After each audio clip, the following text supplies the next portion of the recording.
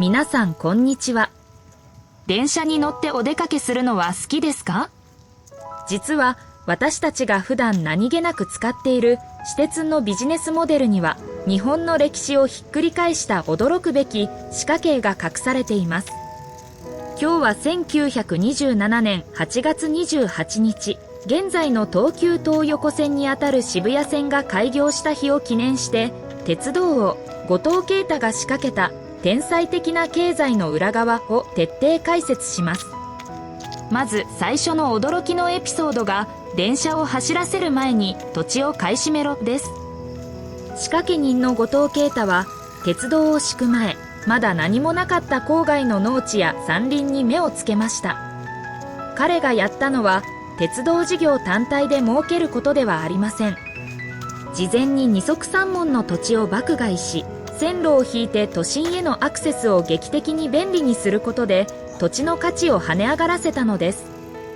上がった土地を住宅地として分譲、売却し、そこで得た巨額の利益を次の路線建設に回す。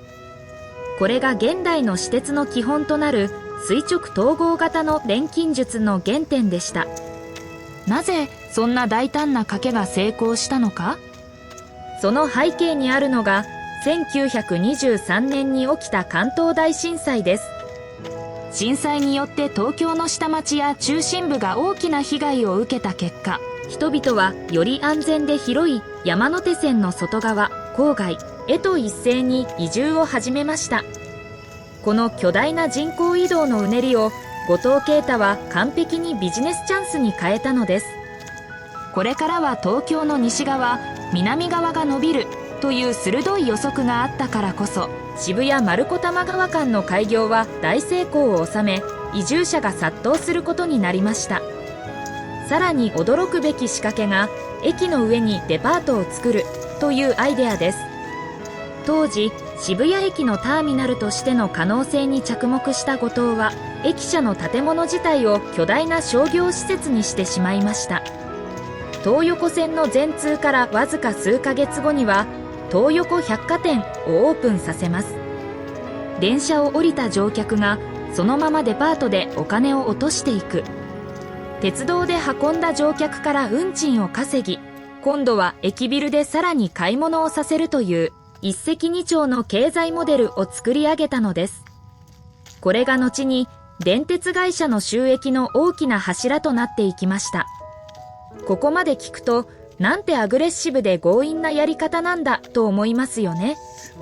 実際、彼はその強引な買収劇から強盗啓太というちょっと物騒なあだ名で呼ばれました。本人は強盗ではなく強く導く共同だと主張していたそうですが、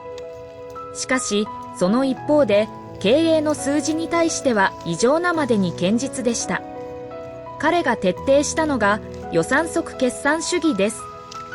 予算と決算を常に連動させ、1銭単位の無駄も許さない強烈なコスト管理を行っていました。大胆な投資と極限までの財務規律。この両輪があったからこそ、昭和恐慌という大嵐の中でも会社は生き残ることができたのです。鉄道を敷き、土地の価値を上げ、駅ビルで買い物もしてもらう。そして徹底した数字の管理で会社を守る。1927年8月28日の東横線の開業は、単なる交通網の誕生ではなく、私たちのライフスタイルそのものを決める巨大な経済システムの誕生でした。当時の人々の知恵やビジネスの仕組みを知ると、何気なく乗っている毎日の電車が少し違った景色に見えてきますよね。この歴史的な錬金術について、あなたはどう思いましたか？ぜひコメント欄で教えてください。それではまた次の動画でお会いしましょう。